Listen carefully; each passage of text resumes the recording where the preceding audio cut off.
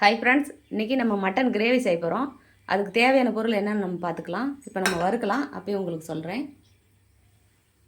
தனியா சேர்த்துக்கோங்க, அடுப்பை கம்மியாக வச்சுக்கலாம். பட்டை கிராம்பு எடுத்துக்கலாம், சோம்பு எடுத்துக்கலாம், ஜீரகம் மிளகு 2 எடுத்துக்கலாம். கூடவே நான் காஷ்மீரி மிளகா 3 எடுத்திருக்கேன், குண்டு மிளகா ஒரு 4-5 எடுத்திருக்கேன். இது வந்து காரமாக இருக்கும், அது வந்து காரம் இருக்காது, கலருக்கு மட்டும்தான். இது எண்ணெய் சேர்க்காம வறுத்துக்கலாம்.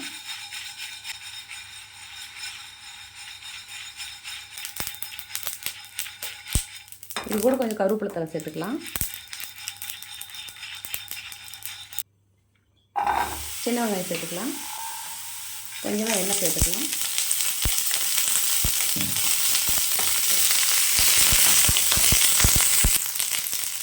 கருவேப்பிலை சேர்த்துக்கலாம்.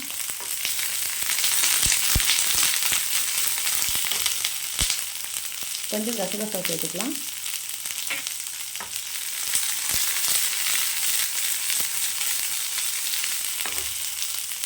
நல்லா வெங்காயம் வதங்கட்டும்.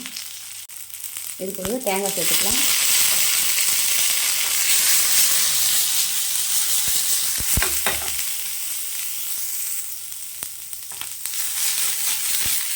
வெங்காயம் நல்லா செவக்க வதங்கிடுச்சு.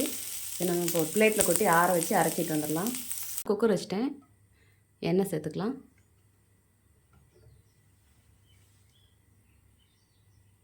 மட்டன் மசாலா சேர்த்துக்கலாம். இந்த எண்ணெயிலேயே அடுப்பு கம்மியாக வச்சுக்கலாம். கொஞ்சமாக கறி மசாலா சேர்த்துக்கலாம். கொஞ்சமாக மஞ்சள் சேர்த்துக்கலாம். தேவையான அளவு உப்பு எடுத்துக்கோங்க.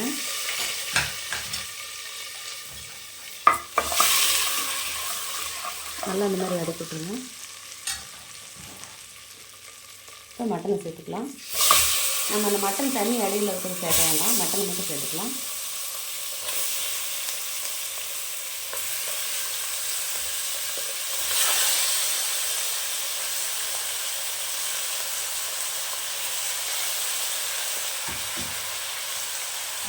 இந்த மட்டனை நல்லா இப்படி கலந்துடுங்க.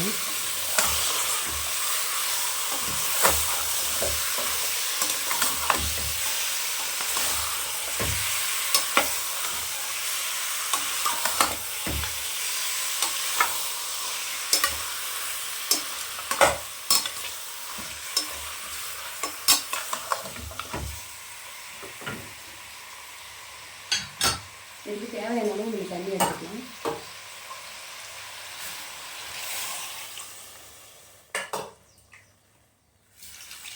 போதும், இந்த அளவுக்கு தண்ணி எடுத்தால் நாம் 5 விசில் விட்டு இறக்கலாம்.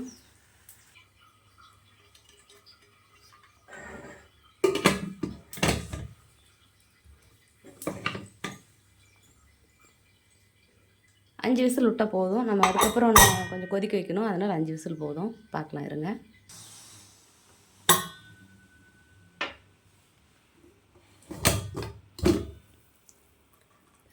நல்லா வெந்துருச்சு. இதை நம்ம இப்போ எடுத்துக்கலாம்.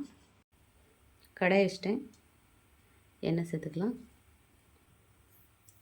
கடுகு உளுத்தம் பருப்பு சேர்த்துக்கலாம்.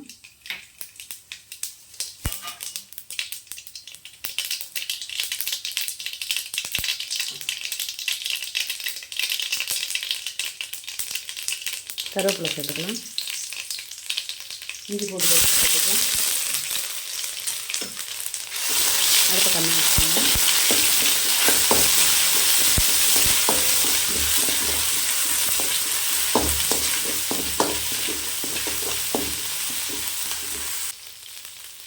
நம்ம இந்த வறுத்த அரைக்க நல்லா சேர்த்துக்கலாம்.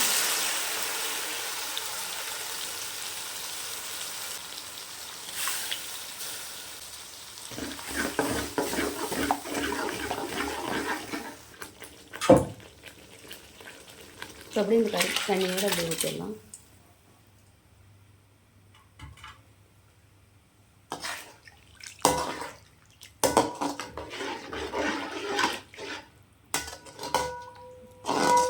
நல்லா கொதி வரட்டும். மட்டன் வறுவல் ரெடி ஆயிடுச்சு. இதே மாதிரி நீங்களும் உங்கள் வீட்டில் செஞ்சு பாருங்கள். செஞ்சு பார்த்துட்டு எப்படி இருக்குன்னு எனக்கு ஒரு கமெண்ட் பண்ணுங்கள், லைக் பண்ணுங்கள், ஷேர் பண்ணுங்கள், ஒரு சப்ஸ்கிரைப் பண்ணிடுங்க. நான் வந்து குழம்பு இருத்துட்டு அதுக்கப்புறம் அந்த கறி மட்டும் வச்சு நான் கொஞ்சம் சதன்னு பண்ணியிருக்கேன். நல்லா இட்லிக்கு தோசைக்கெல்லாம் சூப்பர் டேஸ்ட்டாக இருக்கும். இந்த மாதிரி வறுத்து அரைச்சி வச்சோம் அப்படின்னா குழம்பு ரொம்ப டேஸ்ட்டாக இருக்கும். செஞ்சு பாருங்கள்.